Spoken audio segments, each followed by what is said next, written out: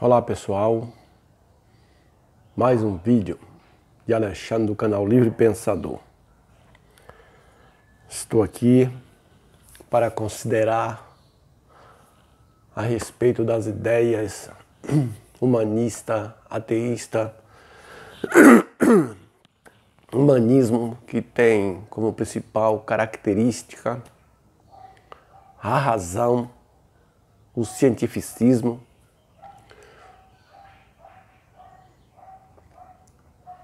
e o antropocentrismo, que é o homem no centro. Então, lendo este livro de Marcelo Gleiser, Criação Imperfeita, né? Marcelo Gleiser, Criação Imperfeita. Foi indicado esse livro uma vez pelo professor Eustáquio. Indicou esse livro na sua leitura, num comentário que ele estava fazendo, que os cristãos, os teológicos, têm a sua crença e alega que acredita em Deus por causa da criação. Quem criou tudo isso aí, eles falam? Quem criou o universo? Quem criou o universo perfeito? Então, os teológicos dizem que acredita em um ser superior, num design inteligente, porque vê aí a criação, né? Que a criação é perfeita, é perfeita. E o professor Eustáquio mostrou que, de acordo com esse livro aqui, ó, esse livro do astrofísico Marcelo Gleiser, que a criação não é perfeita, né? Não é perfeita, né? Não é perfeita. E que aqui ele mostra, nesse livro, que o universo não é perfeito. E que tem muitos caos, né? Muitos caos no universo, que tudo não é perfeito, como acreditavam os antigos, né? Que o mundo era perfeito. Que nada podia ser desfeito, que tudo seguia uma lei determinada e que nada era desfeito. E aí, quando descobriram a questão das novas e das supernovas, né? Essas questões de estrelas que morrem, né? Que morrem, renascem, essas coisas. Aí vieram descobrir que o universo não é perfeito. E tem muitas coisas aí que está se enquadrando, né? Se enquadrando. E a gente vê a questão de terremoto, de tsunami, né? Terremoto, de tsunami, vendaval. E isso aí não mostra a perfeição, né? Porque um tsunami causa dano à natureza, causa dano aos seres humanos, né? E os outros seres, né? Causa dano, leva à morte e destruição. E ele aqui fala, ele dá um comentário desse livro também sobre a questão da fé, né? Sobre a questão da fé. E como ele é um homem de ciência, quando eu comecei a ler isso, eu fiquei com o pé atrás, né? Ele diz assim,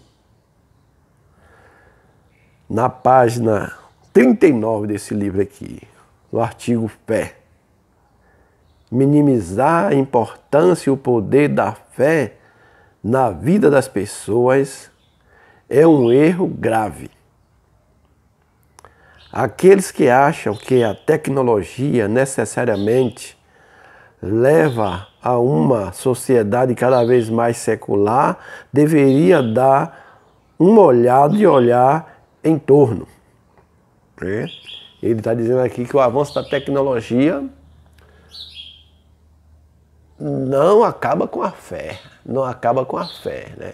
A fé que ele está falando aqui é a fé religiosa, a fé teológica, né? A fé teológica, a fé teológica. Em junho de 2002, a Fundação PEV publicou os resultados da maior pesquisa realizada até então sobre a importância da religião nos Estados Unidos. Foram entrevistadas 35 mil pessoas com idades acima de 18 anos.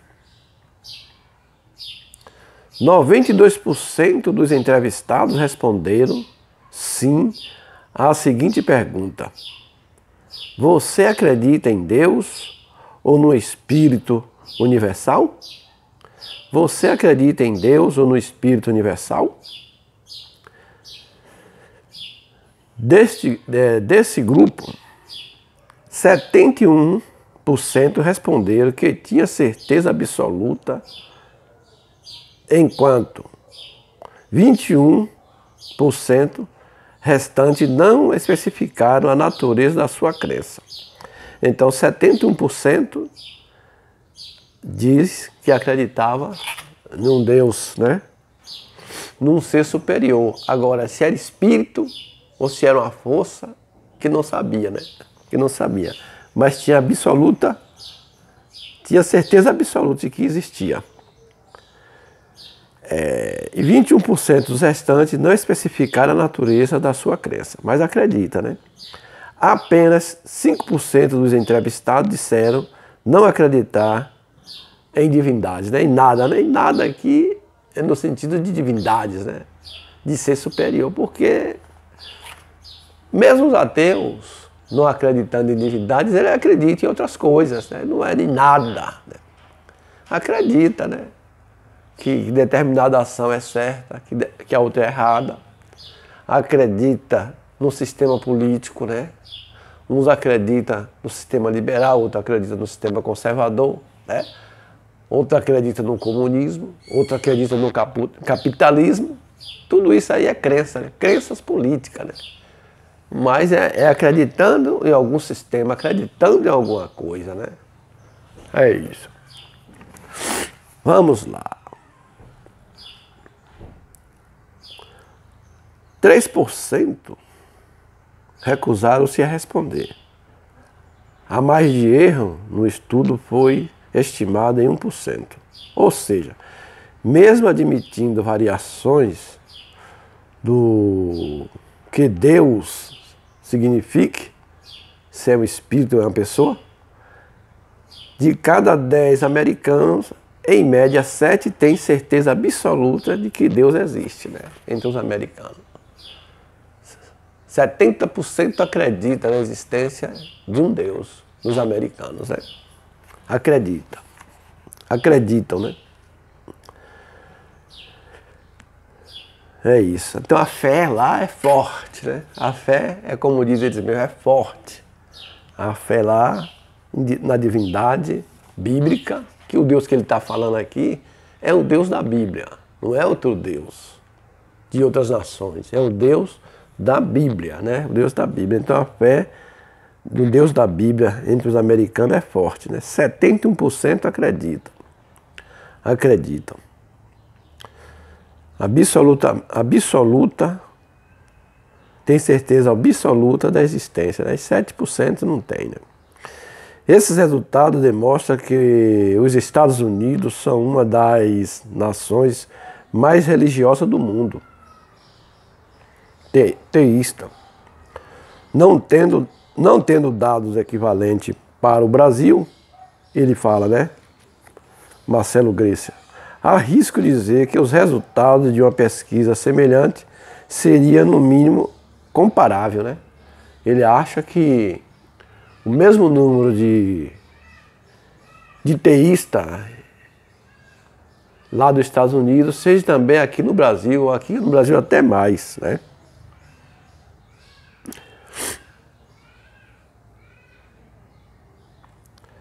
Mesmo que a crença em Deus seja menos prevalente na maioria dos países da Europa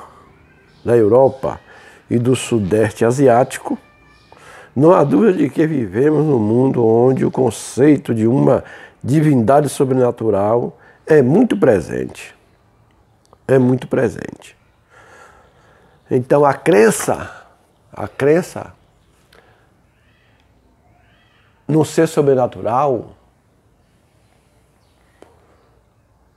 universal, é muito presente, é forte, né? É forte, ele quer dizer aqui. Deixa eu ver aqui. Os incríveis avanços científicos nos últimos 4 séculos não criaram grande mudança no número de fiéis. Mesmo se compararmos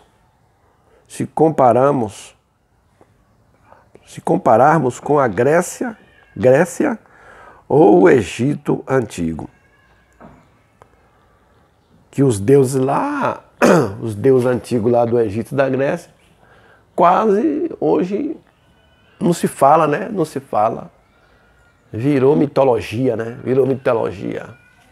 Ninguém leva a sério essa crença em Zeus, nem Marduk, da Babilônia, nem Akhenaton, lá do Egito, né? Não se leva em conta isso aí mais. Ele diz aqui, os incríveis avanços científicos dos últimos 4 séculos não criaram grande mudança no número de fiéis. E mesmo se compararmos com a Grécia e ao Egito Antigo. Se a percentagem de fiéis na época do faraó Akhenaton, em 1350, antes da Era Comum, era, digamos, de 99,9%, essa é apenas uma diferença de 7,9% do número atual nos Estados Unidos. Os descrentes são bem poucos, né? De fato. Descontando uns poucos países, destacando os poucos países, inclusive a maioria dos países nórdicos, a República Tcheca, a França, o Vietnã e o Japão, a maioria esmagadora dos países conta com menos de 50% de ateus e agnósticos em sua população. Esses números nos diz algo de importante. Somos capazes de acreditar em algo mesmo na ausência de qualquer evidência. Em outras palavras, quando queremos acreditar em algo, fica bem mais fácil nos convencer de que esse algo existe, né? Ele diz aqui que, mesmo com o avanço da ciência e da tecnologia, as pessoas é inclinada a acreditar em divindades, a acreditar no invisível. Isso é coisa nata do ser humano, acreditar no invisível. E eu li um comentário no livro de Richard Dawkins, que ele falando que os seres humanos, um psicólogo na sua pesquisa falou, né, e ele colocou no seu livro, que o ser humano, ele é, por natureza, criacionista. Ele é dualista também, crê em corpo e alma. E ele tem que desaprender essa questão de criacionismo e de dualismo. Ele defende o monismo, que é a crença no homem uno, né? Um corpo com cérebro, o homem é uno. Ele não tem uma alma, ele é uma alma, né? O homem, ele vive completo e morre completo. Então, por isso que a pessoa, como ele diz aqui, é propenso, né, a acreditar em algo ou em alguém que não se vê. é uma inclinação natural. Quer dizer, não é racional, porque se ele usar a razão, ele vai querer provas, ele vai querer evidência, né?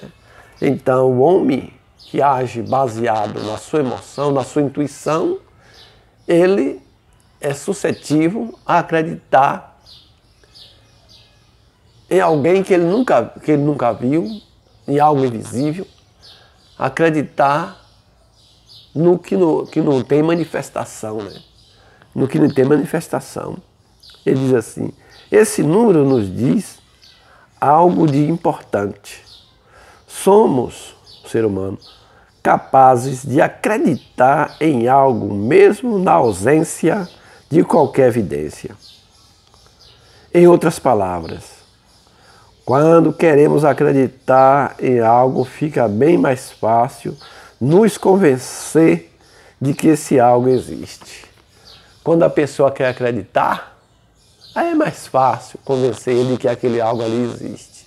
E é o que acontece com as pessoas. As pessoas querem acreditar. Eles não querem saber se existe ou não, eles querem acreditar que existe. Porque eles acham que acreditar é melhor do que desacreditar. É isso. Eles querem acreditar. É isso, eles querem acreditar. Eles querem acreditar. Mesmo sem ter evidência, eles querem acreditar. Porque eles acham que é bom acreditar. Que acreditar em Deus é a coisa melhor que tem. Não importa o que vem depois disso aí, né? As exigências que vêm depois disso aí. O que está inserido dentro dessas crenças aí, da crença, né? Da crença em Deus. Então, quando se quer acreditar, é fácil você persuadir aquela pessoa ali a acreditar, né? E as pessoas querem acreditar no invisível. Eles querem acreditar no inacreditável, né? Eles querem acreditar no complexo, naquilo que é complexo e não naquilo que é simples. Eles querem acreditar. Quanto mais difícil for para o entendimento, aí é que eles querem acreditar. É isso aí. Vamos lá. Para avançar aqui, para avançar. Por exemplo, na mesma pesquisa da Fundação PEW, 49% dos entrevistados afirmaram que suas preces são atendidas várias vezes por ano.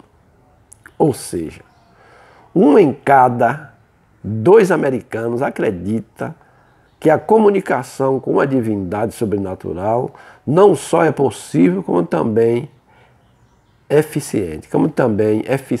Eles acreditam que existe essa divindade que ouve as orações, né? Se acontece alguma coisa na vida, supomos assim, por sorte que aconteça, né? Ou por um acaso aconteça, e foi uma oração que eles fizeram, eles esquecem de milhares de orações que eles fizeram e não teve resposta nenhuma, e vai acreditar naquela única coisa que aconteceu por sorte, né? Por sorte. Eles vão acreditar. Por acaso, né? Aquilo que aconteceu por acaso acontece. Olha, Deus ouviu a minha prece. E as outras vezes que eles oraram, que eles pediram, buscaram, e nada aconteceu. Eles não contam, né? Quando a pessoa quer acreditar, é fácil persuadir a pessoa, né? É fácil persuadir a pessoa. Nos últimos anos, a chamada guerra entre a religião e a ciência vem sendo abordada. Deixa eu ver aqui, me perdi um pouco aqui. Nos últimos anos, a chamada guerra entre a religião e a ciência vem sendo abordada por um novo ângulo, bastante polêmico.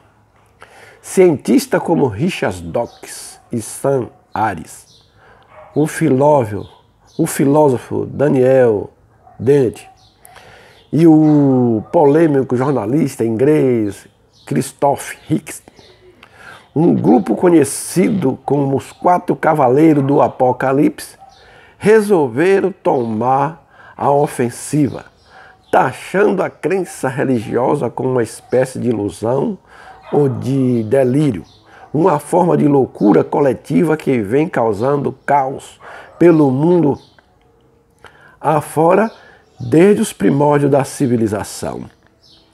O grupo prega um ateísmo radical, usando uma retórica extremamente agressiva, tão inflamada e intolerante quanto a do fundamentalismo religioso que se propõe a combater. Aqui, nesse trecho, ele já pega um pouco pesado em cima dos ateus, né? Ele aqui não se revela o que é que ele é, se ele é agnóstico ou ateu. Ele é um cientista que acredita na ciência. A ciência é composta pela maior parte de ateus. Pode ter alguns religiosos ali, mas a maior parte dos cientistas, eles são ateus. E aqui ele mostra nessa passagem que ele não está muito de acordo com a pregação dos 4 cavaleiros do Apocalipse, que ele chama aqui os 4 cavaleiros do Apocalipse, né? Nos últimos anos, a chamada guerra entre a religião e a ciência vem sendo abordado por um novo ângulo, bastante polêmico. Cientistas como Richard Dawkins e Sam Harris, o filósofo Daniel Dennett e o polêmico jornalista inglês Christopher Hitchens, um grupo conhecido como os 4 Cavaleiros do Apocalipse, resolveram tomar a ofensiva, taxando a crença religiosa como uma espécie de ilusão ou de delírio, uma forma de loucura coletiva que vem causando caos pelo mundo afora desde os primórdios da civilização. O grupo prega um ateísmo radical, usando uma retórica extremamente agressiva, tão inflamada e intolerante quanto a do fundamentalismo religioso que se propõe a combater. Eu vou dar uma parada aqui nesse trecho e depois voltaremos a conversar em outro vídeo sobre esse assunto daqui, a questão da fé e o combate dela. Se é certo combater a fé, que é crença sem evidência, se é certo ser radical com a pregação ou não. E aqui no fim ele vai dar a opinião dele no fim. No fim ele vai dar a opinião e fica para outro vídeo. Você analisa bem e no outro vídeo irei encerrar esse comentário aqui dessa seção desse livro que fala sobre a fé, né? A fé. É isso aí.